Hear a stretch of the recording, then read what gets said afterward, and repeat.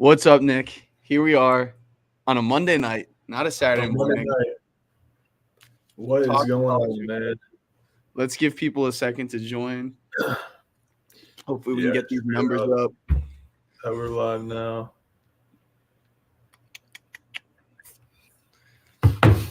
If you're in the chat, let me hear you. Ooh. We're not getting Saturday in the morning numbers right now. We'll give people a second to file, and we got a lot of good stuff to talk about with, this Houston game coming up and a loaded slate tomorrow. So, I guess as people are trickling in, Nick, I know you bet the Hokies and they're up 22 right now. So how are you feeling about that? Or they're up 20? Yeah, first half we looked really good. Just looked locked in on what UVA wanted to do offensively, and offense just kind of came to us as the half went on. So yeah, I'll take the half any day of the week for sure. Let's go. This is the chat activity I like to see on a Monday night. Getting a little bit more action. So we were planning on talking a little bit about this Virginia game. John Martin's pretty hyped about the way his Hokies are playing right now. I mean, there's not a ton to talk about. I've been pretty critical of Virginia Tech all year. I faded them a lot. This was obviously the smash spot. Nick and I were talking about how ever since ACC Big Monday start, every favorite has been crushing. Yes, Mostly home favorites, but except Duke at Virginia Tech last week. Mm-hmm. Yeah, every home favorite. I think it's like 4-0 now, trending 5-0. So yeah, home favorites have been really hitting in these ACC Big Monday games. And at the start of this game, some of Virginia Tech's weaknesses were there, and I was watching Ryan Dunn, guard Padula, and I'm like, Virginia Tech just doesn't have enough. Like this just isn't a Mike Young team having that Grant Basile at the 5, having Keve Aluma, having Justin Mutz, having those forwards moving it. Like they really need guys like Tyler Nickel to step up and MJ Collins, and they're playing pretty well tonight. And then on the other end, when Virginia's not getting stops, like it's gross on offense, man. Like when it rains, it pours for Virginia because they need to keep this game low scoring to be able to, have some momentum. And then, then they get a steal and they start to push, and like that's just not what they do. And now a team that everyone's saying, oh, this team could win the ACC. Like you're down 20 on the road at Virginia Tech. Yeah, that's the thing about Bennett is like no matter what the score is, they're still playing their style. Whether they're up 20 or down 20, they're playing slow, milking the whole shot clock, and it's what got them in trouble against Furman last year too in the NCAA tournament. So, like running McNeely down on a pin down to get him a little, get him a look from the elbow, see if he can get a runner, a little pull up. He's a good player, but like when you're down 20 and you that's what you got to do to initiate offense, like that's just not sustainable, and that's how a team can run away from you. And this situation is happening on the road, and when come March on a neutral, I guarantee you everyone's going to want to be fading Virginia, no matter how crazy good their defense is at times. Yeah, every single season it happens. So to start off, let's talk about this Houston-Iowa State game, Nick. I'm going to start off by asking you, what did you think when you saw this line? Honestly, like I thought it would be more around like 6. But they were favorites in Hilton, so it makes sense the number. But Iowa State's been surging; they've been really hot. But yeah, still a little surprised that it came out 9.5. So the move down to 8.5, I'm not truly too surprised by that. So here's what I'm thinking about this game. As you guys can see, I'm wearing my Houston sweatshirt. I'm not betting them. The only play I do have for this game is Emmanuel Sharp over 2.5 threes. I'll get to that in a second. But just to talk about this matchup, I went back and watched this first matchup, and my God, it's crazy watching these two teams compete, right? Like the way that they're pressuring the ball and forcing turnovers, the way that like the rebounding, the physicality on the glass is just nuts between these two teams. Like the athletic shot blocking, like the way that they're so in sync rotating. Like if you get by your guy, it doesn't matter because there's 2 guys on you. And if you kick that ball out, there's someone in that guy's face. Right. So just from a basketball perspective, like it's crazy what that game was. But at the end of the day, Iowa State was up 14-0 in that game. Like 10 minutes into the game, Houston's only made 2 shots. It was my boy Sharp hitting 2 threes that were pretty tough. Right. They're both from the same spot, but like, if Houston could start that game down 14-0 in that environment and still come back and take a lead late in the second half, like that does show you that there is levels to this. Like Ken Pom still thinks Houston's better than UConn, right? And in Houston's gym, like I don't think if Houston goes up 14-0, Iowa State has any chance of coming back, right? Like that's the difference between these two teams. And Houston has been carving at home in Big 12 play, scoring the ball really well. And the whole thing with Houston is like we know you're going to bring it defensively and on the glass every single game, but on the road or on a neutral, like is that offense just going to get stagnant? Are you too reliant on Shed to create? That doesn't happen on their home court. So I definitely think Houston's going to win this game. The number is pretty juicy because Iowa State has been playing some of the best ball in the country. Like they've been a top 5 team over the past couple of weeks. So I totally get the side of Iowa State, and the market might be leaning a little bit too much into, Ken Pom overrating Houston to an extent. Like as Mr. John Martin says, like would Houston be favored on neutral over UConn? Like no, but there is a reason. Like I still think that they are a tier above Iowa State with the revenge factor at home. The number does make sense. If it was at like 7.5, I'm playing Houston, but it's a little rich for me at 9. Yeah, I mean, you can say they're pretty overrated, which it might be overrated, but they've covered like almost every number at home this season. So, But yeah, like you kind of said, I'll hit on it real quick. The margin of victory at home is 21, 16, 22, 23, 34, 15, and that is against Big 12 foe. So, very impressive. So Iowa State is, the real deal on defense, you think, but they're 9th in effective field goal percent on the road in Big 12 play. So there's definitely a drop off there when they aren't turning you over, which, they do predicate their whole defense around turning you over. And the biggest thing, and this is why I would lean Houston winning this game by 10 plus, is they're dead last in offensive rebound percent on the road in Big 12 play. So basically, I kind of just think that Houston destroys them on the glass, and that just gives them, even if their offense isn't, necessarily looking smooth, they just get a lot of points off the glass.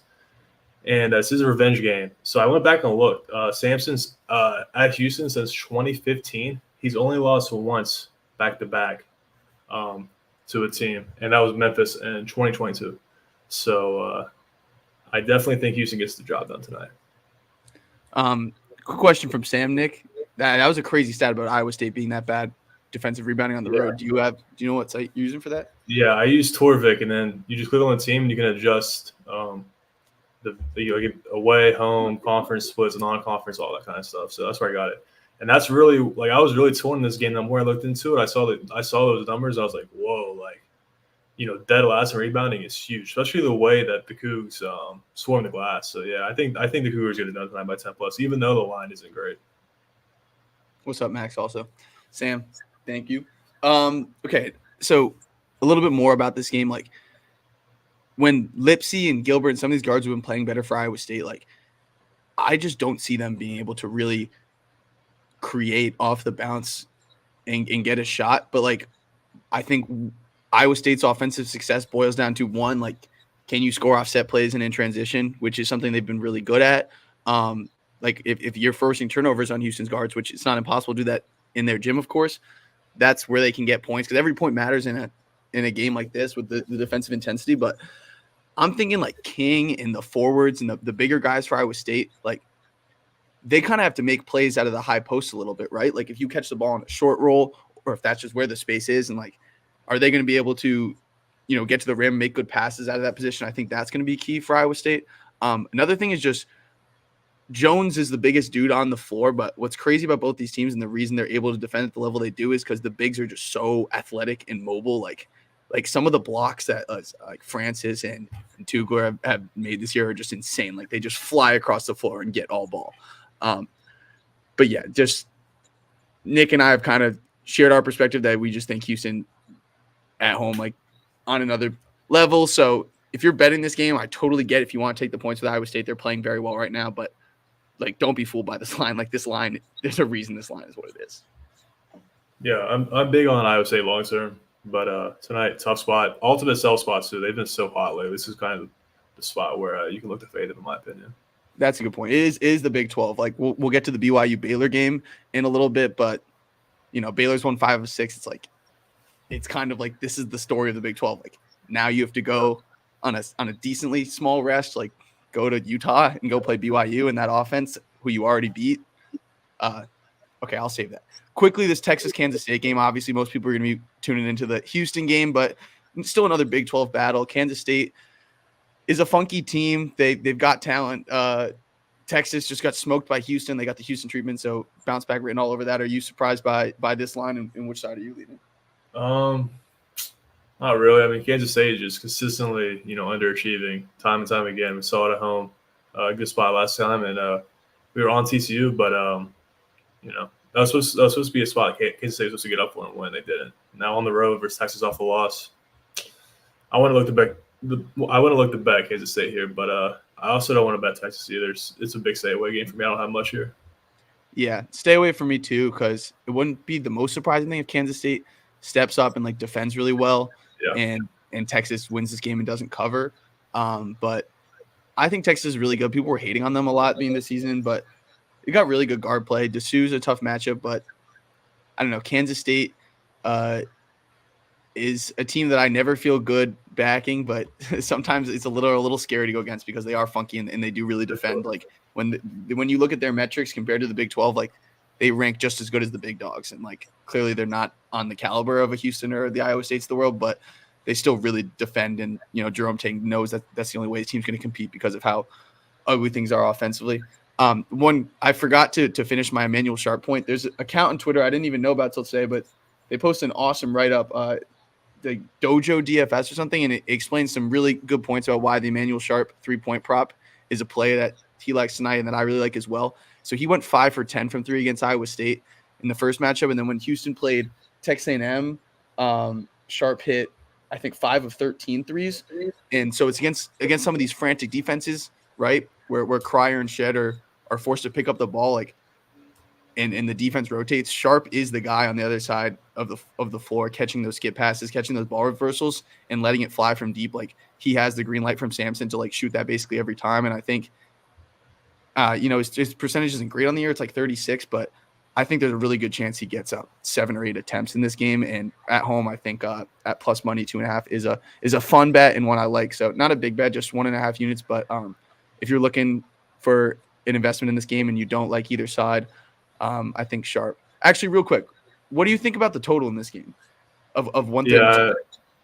Yeah, you want to see me bet the over on this game? I watched the whole first game.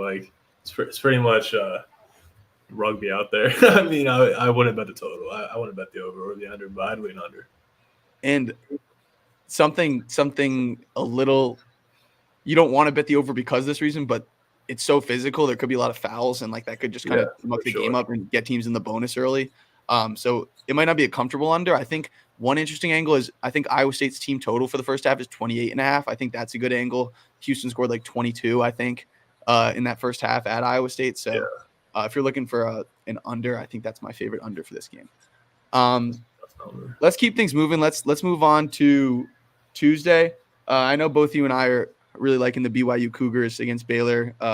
Line moved. I think it opened right at 1.5, right? And now it's over to 3. You want to make your pitch on BYU, and then I'll hop in.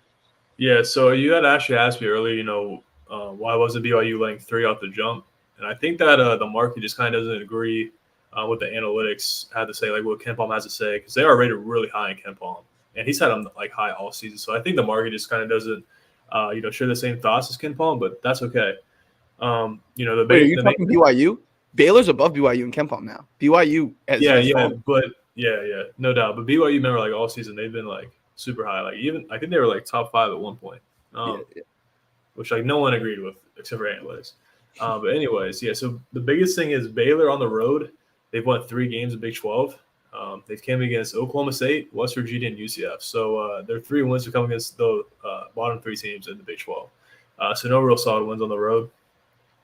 I know BYU isn't, they don't have they don't shoot a lot of, high volume of twos, but they do rank first in the Big 12 at home inside the arc, and Baylor ranks 12th. So I do think Khalifa and Traore and some guys, backdoors, cuts like that, they'll be able to create inside the arc, get a lot of easy points. And the biggest thing you have to worry about with Baylor is their 3-point volume, and they're number 1 in the country, but at 40%, but on the road in Big 12 play, that dips to 32%, which is 5th in Big 12 play. So I do think it's going to be high scoring, high pace, good game to watch for sure.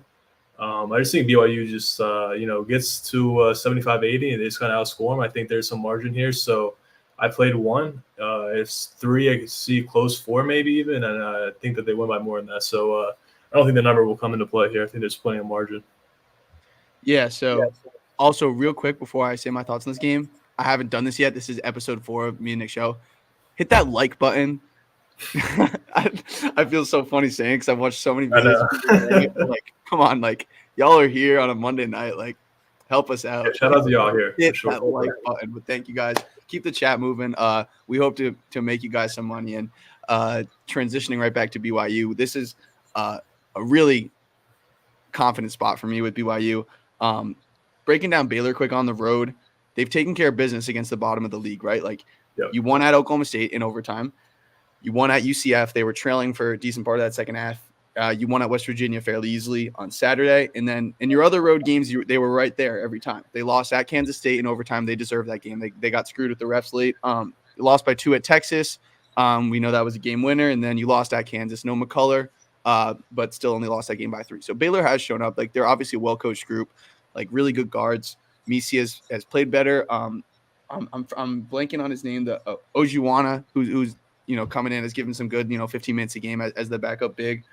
And then Jaden Nunn, who's been my biggest pause on Baylor, has really come alive shooting the basketball. He's 11 for 18 from threes last 2 games, and he was a guy making like 1 a game earlier. So that's me saying nice things about Baylor, but let's go back to BYU. BYU goes to play that game at Baylor. I think it was their second or third Big 12 game, and BYU led for most of the game, but then Baylor just turned up offensively down the stretch and ended up outscoring them 48-33 in the second half. So from a matchup perspective, like, BYU was getting a lot that they wanted at Baylor. So now they're coming home after getting their asses kicked by Oklahoma State. And then a little bit of context for that, because I know most of you guys probably weren't watching BYU Oklahoma State on Saturday. A lot of way better games to be watching, but Oklahoma State did not miss. Like, they went 8 for 14 on 3 in the first half. They had 12 fast break points. And they were up 15.5. And BYU was cooking in that second half, but they just couldn't get enough stops. Like, that can happen in conference play. We've seen some of these, bottom level teams in all leagues just stepping up in certain spots. You saw Ohio State yesterday afternoon, against Purdue. But here's the thing with BYU's offense. They don't take any bad shots. Like, they are running such beautiful offense. And the reason their 2-point percentage is so high nationally, as Nick said, it's number 1 in the Big 12 and it's number 7 nationally, is because all of their 2-point looks are really good looks because of how they're moving without the basketball and how when they do drive to the basket, it's never like against a set defense. It's an isolated wing drive by one of these 26-year-old married dudes who doesn't miss open threes, and it's a straight line drive for a layup. So I'm confident that BYU is going to be able to run their stuff. Like, you look at what they've done at home, like, scored 87 at home against Iowa State. Like BYU is a machine at home. You have the added layer of losing a game to Oklahoma State, which to me is just a wash, right? Teams just have a game that you just say that game doesn't count. And this is my game for BYU. And this is Baylor at their peak right now, right? And that's why, as Nick's talking about that opener, Baylor at their peak, they've won 5 of 6. None of them have been, in terms of what the Big 12 is, like, it's been a soft schedule, as soft as it can get. Listen to what Baylor has coming up. At BYU, home against Houston, at TCU, home against Kansas, home against Texas, at Texas Tech. That's not a single team outside the top 32 in KenPom. Say what you want about KenPom putting too much in the Big 12. Like, this is Baylor at their peak. I'm confident. Baylor's a really good team, but I see them as more of a 4 seed pushing a 5 than a 3 pushing a 2. And maybe that's a little bit of bias because Baylor has been a team that I've looked to attack on the other side after, just a couple times early in the season. I wasn't liking how they were defending, but I see just the spot element of Baylor winning 5 of 6, BYU off this loss to Oklahoma State. The fact that BYU played that well at Baylor and then let it get away from them. I see Baylor. I see BYU cooking offensively in this one and winning this game like 80-66 or something. Yeah, I think that game against BYU at Baylor. I don't know, but I think that was the first game ever in that venue. Their new one. That's a good point. I don't know. I wish there's a little extra juice there for Baylor and stuff. Like you said, BYU was up 9 in that second half on the road versus Baylor. And they were they might have been missing someone too. So Traore was still getting used to, getting in the flow too. But there's our pitch. There's BYU Baylor. Of course, the other game on our radar tomorrow is Creighton hosting UConn. If UConn's going to lose, UConn obviously has looked amazing lately, especially in that blowout against Marquette. But if they're going to drop a Big East game, it's this one, right, Nick? Like, what do you think are the chances that Creighton pulls it off? Yeah, you would think it would be this one for sure. Let me just throw this number out because UConn has been a little bit vulnerable on the road, I guess. They lost their first Big East game at Seton Hall, no cover. Since then, they've been 5-1 ATS on the road. They've won every game on the road, of course. The only game they didn't cover was against Villanova, and I think you saw it where they hit the half court three at the buzzer. Yeah. They go from 4 down to 1, and that was the game. So they really should be 5-1 on the road. Still, I probably look to bet UConn tomorrow. Interested to see what you have to say. So I've been looking at some of these UConn spots. I'm happy to share that I was on them against Marquette, and I was pretty confident about that. I honestly wish I put more on it because I was pretty confident on UConn there. Like, there's just no way you feel confident ever fading UConn. I have reasons to believe that Creighton – here's the pitch for Creighton, right? There's a top 3 in the Big East, and we just saw some of Marquette's struggles to guard UConn, right? Just like the way they could just pound Klingon, like the being able to run in transition and stuff. But like, man, it's such a small number for UConn. Like, if you're backing Creighton, it's like you're just so into the system of home dogs, right? You're so into the market. If you're fading UConn at this point, I feel like it's your ego, and you want to be like, yeah, I'm the guy who faded UConn, and I cashed fading them. Right. Like, it's just not a winning proposition. Guess what? Hitting Creighton +3 is, if you put 2 units on Creighton +3 and it hits, it's the same bet as putting 2 units on another game and it hits, right? You don't get bonus points for, it being fading a good team. So it's like, do you really want to do that?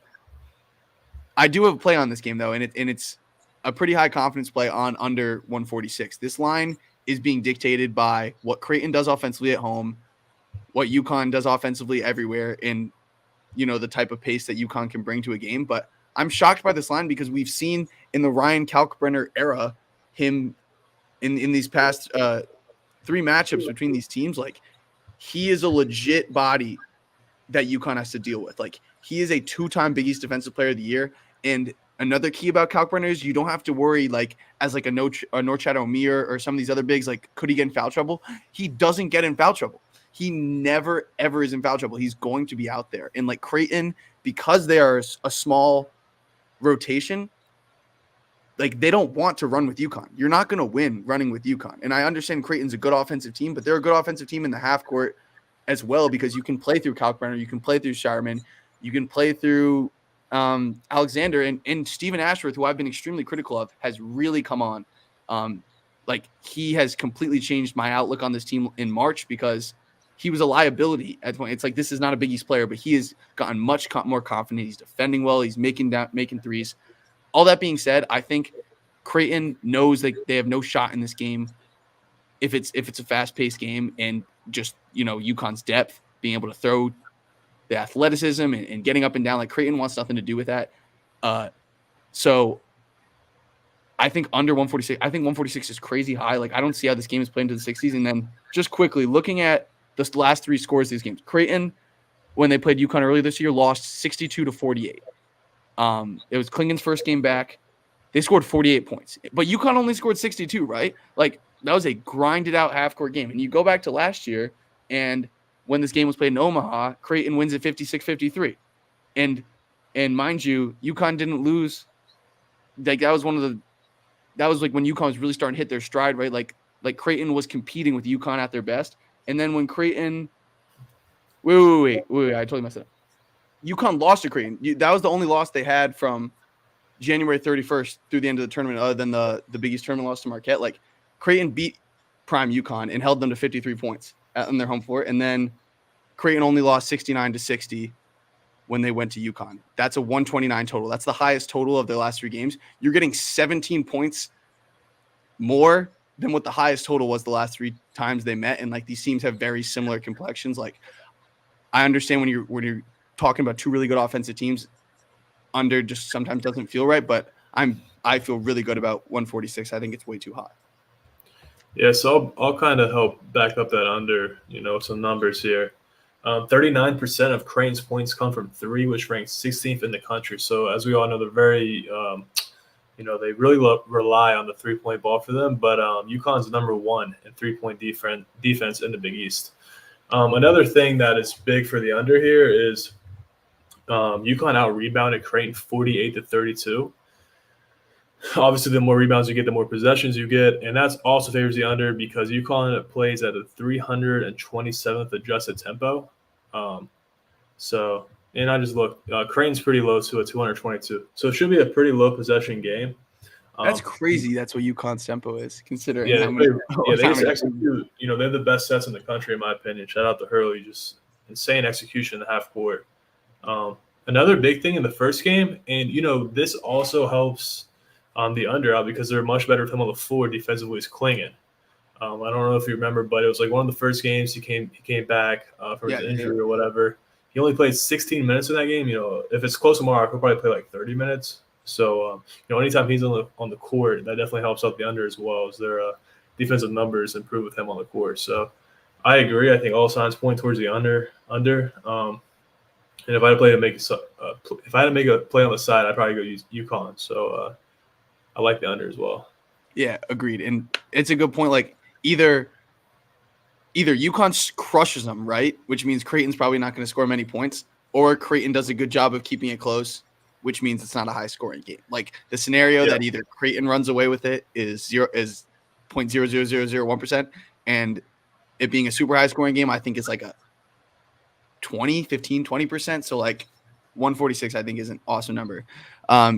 Okay, Ian, good luck with that, man. Like you can punch that ticket online and like definitely get some engagement, if you hit that little max on Creighton tomorrow, but like, come on, dude, UConn is so good. It's so uncomfortable, man. Like this is the smallest number you're going to get on them the rest of the year, except maybe a Big East tournament matchup against Marquette. If like, maybe Marquette takes care of business at home. I don't know what that line is.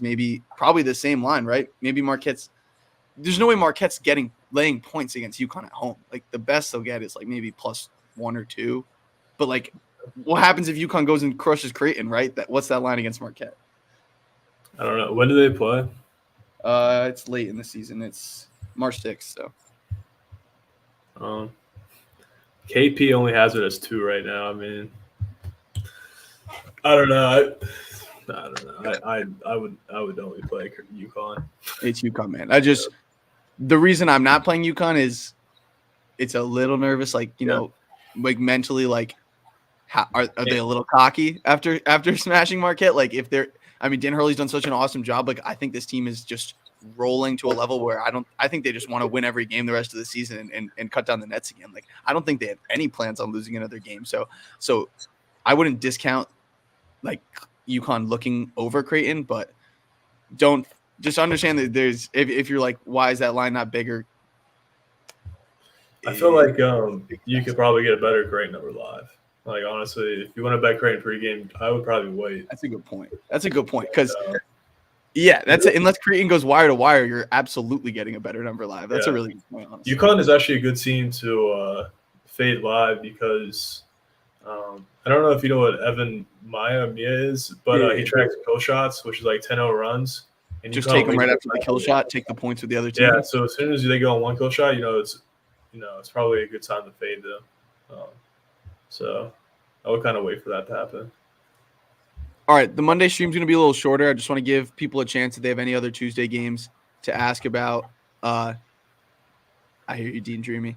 In the meantime, I'm going to give people 30 seconds or a minute. If you have any games, like we'll talk about them, but chat died out a little bit. I don't know if people are watching this riveting game in Blacksburg right now. It's a 24-point game, so you're wasting your time if you're watching that at this point. But I guess, hello, Catherine. Who do I think is going to win March Madness? It's a great question. Right now, UConn's odds have like shrunk to like what, 4-1, 3-1. That's the obvious pick. If you want me to give a more fun pick and a little chaos happens, Arizona or Alabama, I think are two teams that could get really hot that maybe if you're trying to get an edge in your bracket pool and not take UConn, and I guess I'm predicting UConn will be the team selected most in bracket pools. Houston number 2, Purdue number 3, Arizona 4, Tennessee 5. Like, I don't know. There's just how many teams really have a legit chance is the question every year. But Yeah, that's my girlfriend, so shout out to her. oh, Yeah, and then the person who commented TS a bum to begin the show is my boy. So someone replied to him, "Imagine having the name Braden." That made me laugh because I was like, "Oh, that's my boy." He probably didn't know. All right, that completely went over my head. Wisco, Maryland. What's Wisco laying here? Like 8? I think it's 6.5, 7, and Wisconsin is going to be a great money line parlay piece. I want to use them. I just got to find somebody I trust with them, but I think they for sure take care of business versus Maryland. I lean them covering as well, actually. Yeah, hard to imagine Maryland scoring very much against a motivated Wisconsin team on the road. Like, they just lost that huge game at home. I feel like they're just going to be drained. I think they know their season's kind of over. What's their record? Yeah, 14-12. They're not making the tournament. I think the wheels are just going to fall off them. So I think Wisconsin big. Yeah, I would absolutely Wisconsin. I'm probably not going to play it, but I don't really see any reason to back Maryland. There have been better spots in the past couple of weeks to back them, and this is definitely not one of them. Do I think Baylor's switch to incorporating more zone defense can create issues for BYU? No, because BYU could shoot the shit out of the ball. I think BYU would laugh if they went to zone. Okay, I mean, bro. I guess you're throwing them off running their 1-3-1 too. Like, it's not smart. I would never go into the game and be like, all right, we got to play zone versus BYU. It's not smart. The Egyptian magician will giggle. Ali Khalifa, baby, he'll shred you. What up, Undercover? Nova 6.5, a bit long, assuming everyone in. So remember that Nova went into Hinkle and locked their dumbasses up until DJ Davis went like demon mode and didn't miss a shot. Like, that was a crazy game. That was one of my luckiest hits of the year. I had Butler, but I'm still pretty anti-Nova. I know they've figured it out lately, and like, congrats, Kyle Neptune. Like, you have a stacked roster that you paid $2 million to have. Like, congrats, you're winning like games that you should. I'm still not very high on Nova, and let's look at the teams they've beaten since they've been playing a little bit better. Give me a sec. You've beaten Georgetown on the road. It's teams that can't score. Like, that's the thing. Yeah, you beat Seton Hall at home. You locked them up. Providence you lost to Xavier in a game that, like, losing to Xavier encapsulated so much of Nova's thing. Like, that game was right there for the taking. They scored 53 points. Like, they just are allergic to scoring at times. And then you beat Providence at home, who couldn't score either. And then before that, it was 5 straight losses. Like, I think Butler in the points is definitely the side. I don't, and I wouldn't be shocked if Butler wins outright. Butler's a crazy team, and they're coming off getting their asses kicked at home. Like, I think Butler money line is a sneaky bet if you're looking to be frisky. But I'd be more surprised than not if Nova is just like an organized team now that's just going to take care of business at home and lock Butler up and make enough threes. Yeah, Butler's super streaky to me. They went on the road to beat Marquette, and they went on the road to beat Creighton. I wanted to put Villanova on money line parlay of Wisconsin tomorrow, but I can't trust Nova, especially against a team who can actually score the ball efficiently like Butler can. I still don't like Nova, man. I don't want to bet them until Neptune's gone. So whenever he's fired, I'll probably jump back on the Nova train. So, St. Mary's at 7.5 against San Francisco. I don't watch a ton of WCC. I watched San Francisco against Gonzaga, and they look solid. But St. Mary's is cooking right now, and I think this is the spot where it's like when you got teams like St. Mary's, Gonzaga, it's rare that you get a team where you don't have a huge double-digit line to lay when they're playing WCC. So 7.5, I think, is pretty digestible for St. Mary's. What do you think? Yeah, it's a lot, but like you said, they're rolling, and I saw today when I was looking at my numbers, they own them head-to-head. They're 8-2 last 10 covering and 9-1 straight up. I would not face St. Mary's in this spot. I think they're a good money line parlay piece, but it's probably a little bit too rich. San Francisco has played. San Francisco is 10-2 in the league. What are their 2 losses? They already played. And they got at Gonzaga and losing by 17 at home to St. Mary's. They got smoked. I watched a little bit of it. It was over before it even started. Really bad game. Thank you, Undercover. You too. Keep up the good work. Let's answer this one last question and then get out of here. last one, Utah, San Diego State. San Diego State has obviously been a wagon at home. I think they're a better team than Utah State, but what has the Mountain West taught us this year? Like, Yeah. if San Diego State doesn't cook, Colorado State and New Mexico in those last 2 games at home, maybe this is Utah State -4. So I think there's definitely some value on the number for Utah State, but it's definitely not comfortable playing. Yeah, usually these Mountain West spots are like they come out 3-4 and then they move to 6 and they still hit. But this one actually came out as a pick, so the market doesn't show much love to Utah State. And I'm kind of with it. Like I kind of think San Diego State's the best team in the Mountain West. I kind of think Utah State's the worst out of the top 6. San Diego State did beat them by 14 pretty convincingly on their home court. I don't know. It's tough. I just want to fade the Mountain West at home just because of how good it is. But, yeah, I like San Diego State long-term more. Yeah, I mean, what has San Diego State done in their 4 road games against decent Mountain West teams? It's not good. You lose at New Mexico, you lose at Boise State, you lose at Colorado State, you lose at Nevada. Those are like the 4 good teams. They choked it away versus Nevada too, man. Yeah, in overtime. So the thing with I feel like this happens every year with San Diego State. Like it's like you're like, oh, San Diego State's good, and you're looking for a spot to back them where you don't have to lay a number really, and it's all these road spots against the other good Mountain West teams, and they don't really seem to win them. So maybe this is the time where they actually do get that road win. That could be another angle. Like they've missed all these opportunities to go beat one of the good teams in the league. I was thinking that too. Like same thing with Kansas, Oklahoma. Like I feel like Kansas was just they were due, and this is the time of the year where they finally do start figuring out how to win on the road. And I think that's what the market kind of thinks too of that number. But again, not something I would look into the bet personally. All right, well, that'll do it for the Monday edition. Appreciate y'all joining. I know we peaked a little early on; people fell off, but hey, it was cool. We're still trying new additions and stuff. Stay active with us on Twitter. That's Turnstone Capper. I'm OdjHoops, and good luck to everyone the rest of the week.